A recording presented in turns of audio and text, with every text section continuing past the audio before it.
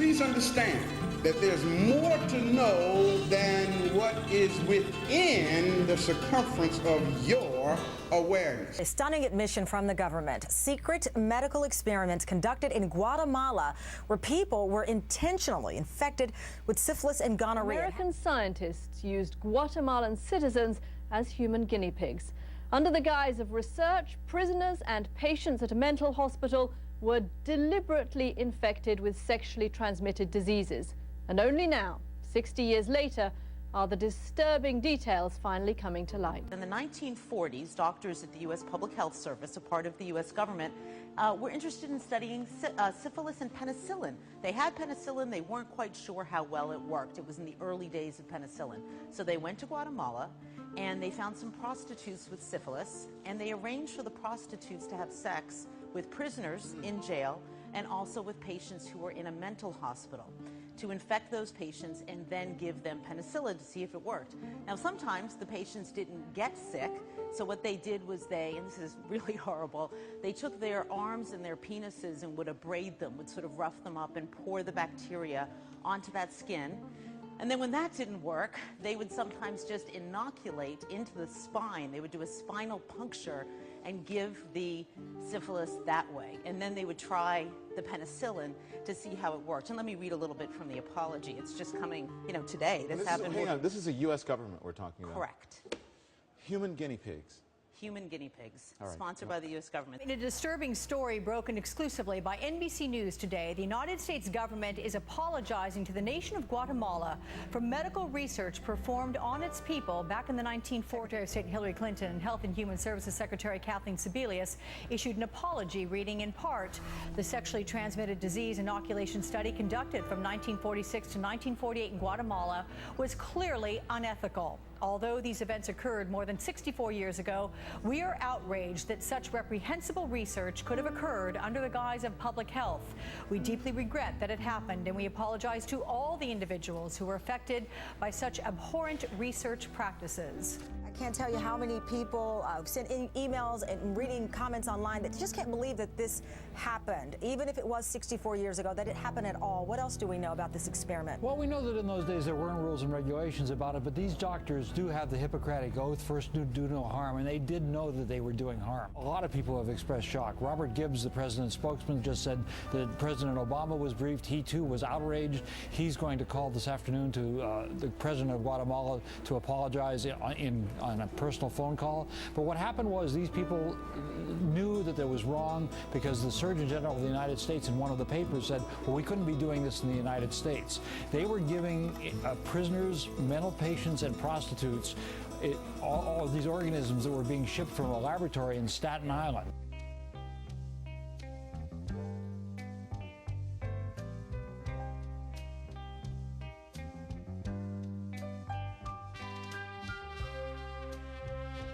Guatemala as it was in the 1940s, poor, undeveloped, and ripe for exploitation.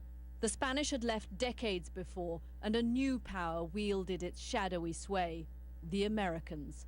For 2 years, from 1946 to 1948, that influence took on a hideous face. With the cooperation of Guatemalan authorities, American government scientists came here to the country's biggest prison and mental asylum and deliberately infected nearly 700 inmates and patients with syphilis and gonorrhea. In new research, Wellesley College historian Susan Reverby has found that infected prostitutes were sent in to sleep with prisoners, and syphilis bacteria was injected directly into inmates. Ms. Reverby adds the subjects were then given penicillin. Whether everyone was then cured is not clear. The American scientists were using the Guatemalans to test the effectiveness of penicillin on sexually transmitted diseases. The inmates and patients were not asked for their consent. Instead, according to Ms. Reverby, they were given rewards which included a motion picture projector that supplied the sole recreation for the inmates, metal cups, plates and forks. Subjects were offered cigarettes. President Obama has already called the president of Guatemala to apologize. Alvaro Colom told the BBC that he and his country were outraged. I was upset and very angry when I heard this news. These people were the victims of rights abuses. There's been a very strong reaction in the Guatemalan media and by my compatriots. Of course, there may have been similar incidents in other countries, but speaking as the president and a Guatemalan, I would have preferred that these events had never happened on this soil. The United States, by all means, apologizes to all those that were impacted by this. It's eerily reminiscent of the Tuskegee experiment in America's South, and the government researcher who led the work in Guatemala also was involved in Tuskegee. In that case, from 1932 to 1972, scientists studied 600 African American men who had syphilis but didn't know it and failed to offer them any treatment. One of the victims was Herman Shaw. Colored people are human beings like other people. They should be counted and recognized. Much is not known about these experiments, but what is clear is this. In both Tuskegee and Guatemala, vulnerable people were ruthlessly exploited in the name of America's scientific progress. Well, as we mentioned, this disturbing experiment in Guatemala was revealed by Wellesley professor Susan Reverby. She joins me now from Boston to discuss it further. Professor Reverby, these scientists were of good repute. They were working with the American government on their side. And what sort of world could they possibly have been living in where they thought it was okay to do this? I think you have to remember how serious syphilis was and how concerned they were at the time. Penicillin was just beginning to be used, and so I think they thought of themselves at a war against a disease. I mean, it shows you one of the problems with using the war metaphor all the time. So they were at war, and they saw these subjects as soldiers in a war whose lives could be, in this case, not they weren't killed by the government, but who could be used in this way. It was not seen as something out of the ordinary in some ways, and in some ways this, of course, is a very unusual study because of the infecting. But Professor, presumably they realized that they couldn't have got away with this on American citizens, and they did travel to a foreign country. Oh, they were very aware. They started the study in Guatemala precisely because prostitution was legal and you could bring prostitutes into the prison. So that's why they didn't do it here. And the Surgeon General at the time said clearly in one of the letters that I found in these records, we know we couldn't do it here. So the difference between this and Tuskegee is really clear. One is in Guatemala, people were being infected. In Tuskegee, the men already were in the latency stage of the disease and were probably not contagious. And secondly, they were being treated, presumably in Guatemala. They were denied treatment in Tuskegee. From your research, did the scientists in question express any regrets about what they were doing in Guatemala? There was back and forth between John Cutler, the physician who was in charge, and other people within the public health service that suggested there were questions about its ethical nature, but regret does not show up in the written documents at all. They were treating very vulnerable patients. They were treating inmates, people who didn't have much occasion to put up a protest, obviously, but they must have encountered some sort of resistance because what they were doing was, after all, very invasive. Right, of course, and in fact in the records they show examples of people who refused to let them do it, of people who ran away as they were trying to do it, because one of the things involved using the men's genitalia and putting a cotton pledgelet or piece of cotton on top of it and then holding it for an hour and a half so that they could get the inoculum in, and obviously not everybody's going to put up with that. So there was that kind of resistance, of course, but you're dealing with vulnerable populations in an army barracks, in an insane asylum, and in a prison where you don't exactly have a lot of choices. It is going to go down as one of the most horrendous chapters in the history of medicine. They thought anything was justified as long as it was done outside the U.S.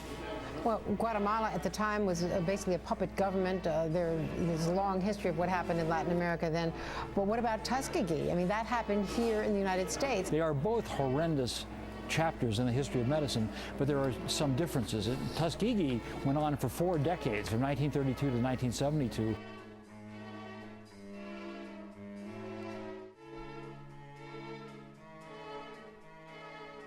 and it only ended when it was leaked to the press. This went on for only 2 years, and it was ended because they were just running out of money and they weren't finding any good result. Why does it seem that we only tried these tests on people and races of other countries or of other races? 43-year-old Frank Olson, a biological weapons researcher for the Army at Fort Detrick, Maryland. Olson's death is just one mysterious piece in a far greater puzzle. One that would shock the average American. In the wake of World War II, the U.S. government is engaged in a large number of secret medical experiments designed to help win the Cold War,